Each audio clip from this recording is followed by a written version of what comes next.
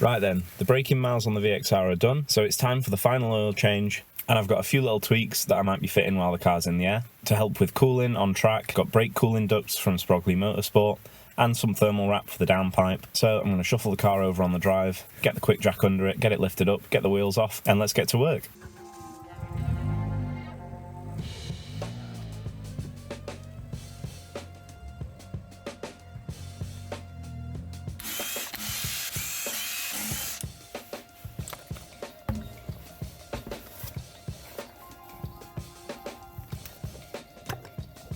As usual, I've started by removing the oil cap to help the oil drain faster. The magnetic sump plug is removed with a 14mm spanner, and the oil is left to drain until it stops dripping, more or less.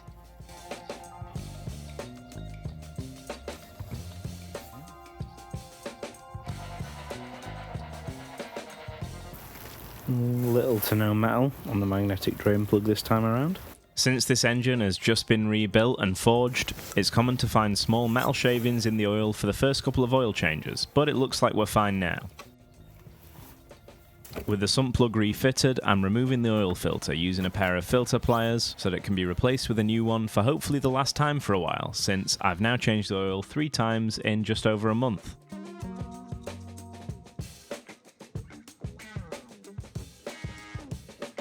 The filter is then pre-filled with fresh oil, and some excess is wiped around the seal to lubricate it.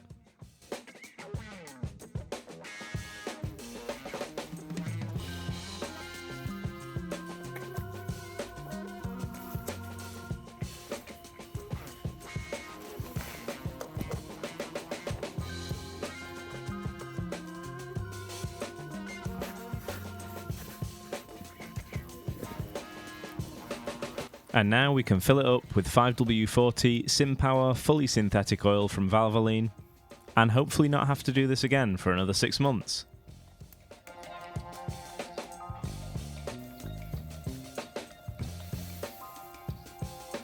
Now it's time to heat wrap the downpipe.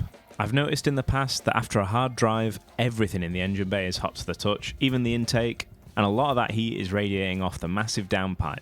I can only imagine that when using anti-lag and flat shifting, that's going to be even worse as we're throwing unburnt fuel into the exhaust. So using the chart on the back of the packet, we can calculate that to wrap a 2-foot section of 3-inch pipe, we need about 10 feet of exhaust wrap. However, we'll soon discover that it's a good idea to cut an extra couple of feet of excess, as in the end, this wasn't long enough, probably because we're wrapping round a corner.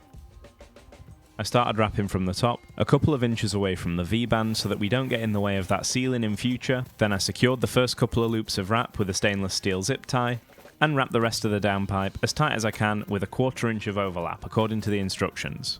You can wet the heat wrap before you start, and apparently that gives a tighter fit, but according to Design Engineering's own website, you don't need to do that with their wrap, and as you can see it's plenty flexible, and ended up tight enough in the end. Here I'm fitting more ties, evenly spaced a couple of inches apart.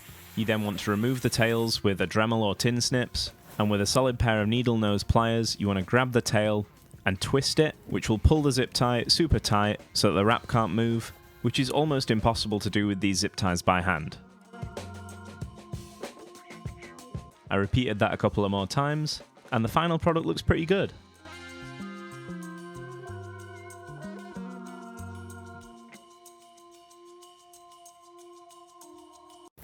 So it's gone relatively well for my first time doing it, apart from I had that wrapped all the way around the back, and as I put the first tie on, it came undone. I put that tie on the wrong way around, so as you're pulling it tight, it's pulling the wrap loose. So that's something to keep in mind. Make sure they're pulling in the same direction, and then you don't have that problem of it trying to unwrap itself as you put the zip tie on. So the back of the very top of the downpipe is not wrapped, but that's fine. It looks a bit messy because the loose bit is there. But yeah, it's going to lose a little bit of heat through there, but not to worry. The rest of it is all very well wrapped with the 1/4 inch of overlap that they specify on the instructions for Design Engineering heat wrap. So hopefully that should keep, especially this front bit down here, should keep a lot of the heat out of the engine bay, because you can feel it radiating off the downpipe to the point that the intake and everything gets hot after a hard drive, which I should be getting back to doing soon. So with the last little jobs done, it's time to drop the car off the lift and take it to get mapped. So one morning, a couple of days later, I met Sam from Manor Performance at VRS, whose dyno he was renting for the day. This place was sick to walk around. They had 3 Quattros, an RS Cosworth, a bunch of race cars, BMW M cars, and TTs, and all sorts knocking around. And trust me, if I could have fitted those gold centerlock wheels to an Astra, wrapped in those chunky Goodyear slicks, they might have somehow disappeared and ended up in my boot.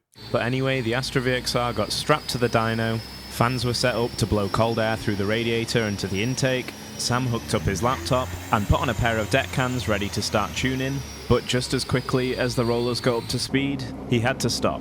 Something wasn't right. It looked like the wideband oxygen sensor in the exhaust wasn't working. Sam cleaned the connections, which looked a bit corroded as if water had gotten in, and he tried a new sensor, but it would just preheat and wouldn't give a reading when it was done with the preheat cycle. After checking all of the wires on the plug with a multimeter, one of the signal wires didn't have continuity, and on closer inspection, it just fell out of the back of the plug. It appears it wasn't crimped onto the pin properly, so a new pin was crimped on, and we were back in business.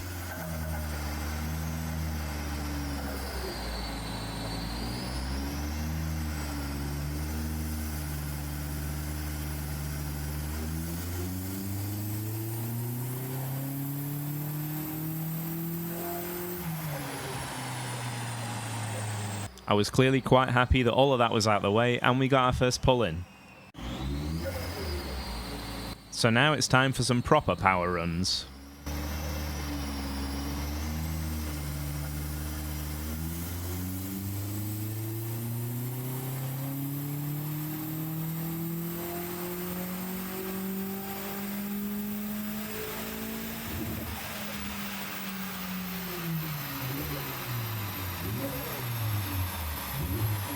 This was super nerve-wracking after months of not revving out the engine or putting your foot down or anything and babying it, and I honestly had no idea whether it was going to survive.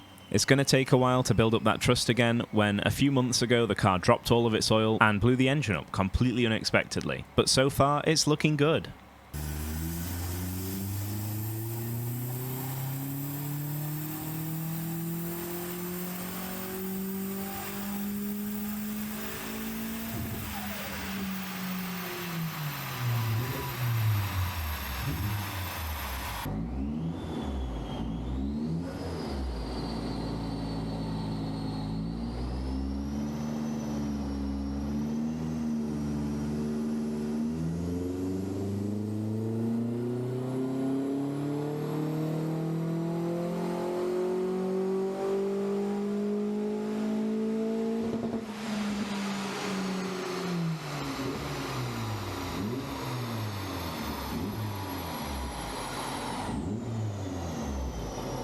After the first couple of pulls, I wandered over to check the screen and it actually made 307 horsepower, 3 more than it did the last time it was on the dyno with no hardware changes, apart from obviously the rebuilt engine, which doesn't add power on its own.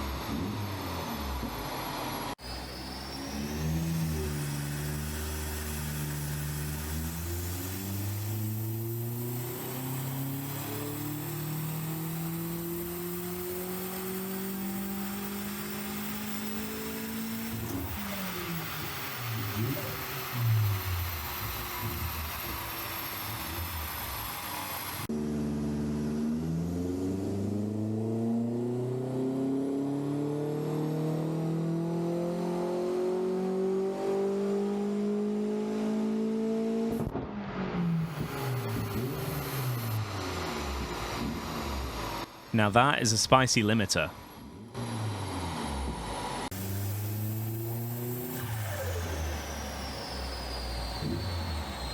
That was another aborted pull, this time due to comms issues with the ECU, which we think have been caused by a rusty USB cable in the engine bay that just needs replacing with one long cable rather than an adapter that has an exposed connection that can get water in it. In the meantime, I went for another look at the screen, and it appears we actually made 308 horsepower at one point, but that had to be dialed back for safety, since it started to knock ever so slightly at that power level, and there was no way to add extra fuel for safety. Let me explain why. Little update, around the corner, out of the noise, do cringy little vlog. We're completely out of injector, above 5,000 revs, 5,800, something like that. So there's no way to get any more top end out of it, but we've added 25 horsepower down low, fuel top, and above peak torque, it's also holding on to the power for longer, so there's like 10 horsepower more further up, above where it makes peak. So it should be a massively noticeable increase, like 10% in some places, 20% more power. But yeah, without bigger injectors, it's not going over 308.5 horsepower, unfortunately. I should use low boost on track, I've been told, just to give it some headroom to correct if it runs lean or anything, because running the injector maxed out is not the safest thing. There should still be more than enough power for an icy Cadwell in January, so yeah, it's looking good. The final few dyno runs were a lot of fine tuning, and Sam leaned out the tune slightly to see if it would pick up any more power, since it was slightly richer than he'd normally aim for.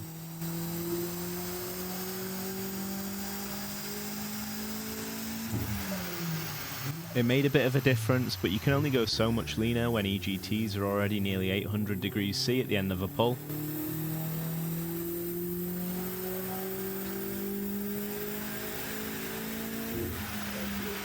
In the end, the power figure didn't really change no matter what he tried, meaning there was no way we were going to get any more power out of it without fitting an inlet manifold and bigger injectors.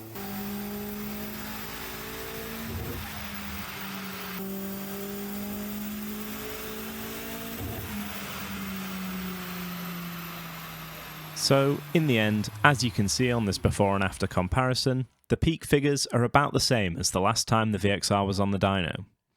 However, both sides of peak torque we gained over 20 foot-pounds in places, and both sides of peak power we gained 10 to 20 horsepower in places.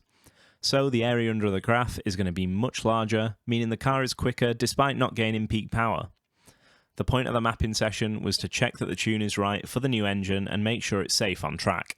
So the extra power at either end of the graph is a much appreciated bonus, and you can really feel the difference.